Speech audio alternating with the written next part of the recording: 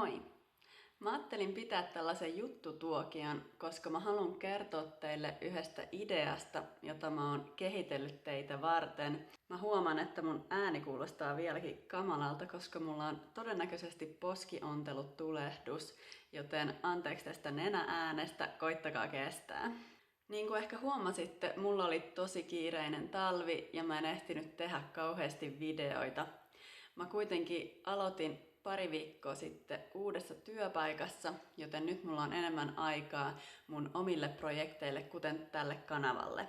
Mä myös jatkan nyt mun espanjan opiskelua ja mä käytän siinä tätä samaa metodia, eli mä kuuntelen hitaasti puhuttua espanjaa joka päivä.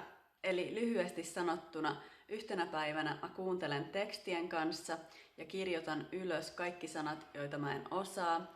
Ja sitten seuraavana päivänä mä kuuntelen sen saman videon tai podcastin toisen kerran ilman tekstityksiä.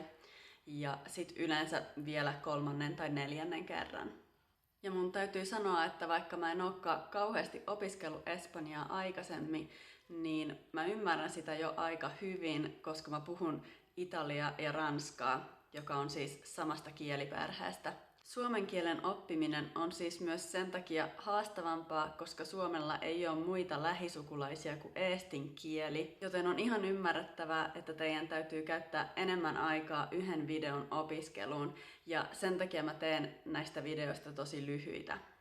Tää idea, jota mä oon kehitellyt, tuli mun mieleen, koska mä oon saanut aika monelta sellaisia kommentteja, että te ymmärrätte jo tosi hyvin suomea, te ymmärrätte oikeastaan kaiken, mitä mä sanon, mutta te ette osaa puhua suomea. Mä oon suositellut teille erilaisia kielivaihtosivustoja, mutta mä oon kuullut, että sieltä voi olla vaikea löytää sellaisia, jotka olisi suunnilleen samalla tasolla kuin te. Joten mä ajattelin, että mä aion luoda erityisen ryhmän sellaisille, jotka haluais harjoittaa suomen kielen puhumista. Mä teen tämän ryhmän mun Facebook-sivulle ja voitte siis liittyä siihen ihan vapaasti ja sit kirjoittaa sinne ilmoituksen, jossa kerrotte millä tasolla ootte ja vaikka mistä aiheista te haluaisitte keskustella. Sitä kautta te voitte sitten vaihtaa Skype-osoitteita ja järjestää itseksenne tällaisia suomen kielen juttutuokioita.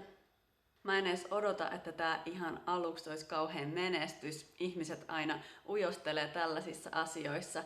Mutta tästä lähtien mä laitan sen linkin mun joka videon alle niin, että uudetkin tilaajat näkee, että on tällainen mahdollisuus harjoittaa suomen kielen puhumista. Ja muistakaa, että te olette kaikki täällä oppimassa, joten ei tarvi yhtään stressata siitä, että puhutteko te täydellistä suomea.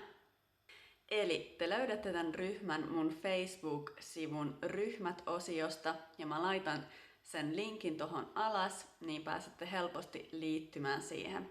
Ja kuten aina, kirjoittakaa mulle kommentteihin, mitkä videoaiheet teitä kiinnostaisi tulevaisuudessa tai mitkä asiat suomen kielessä teistä tuntuu tosi vaikeilta. Ei muuta tällä kertaa, moikka!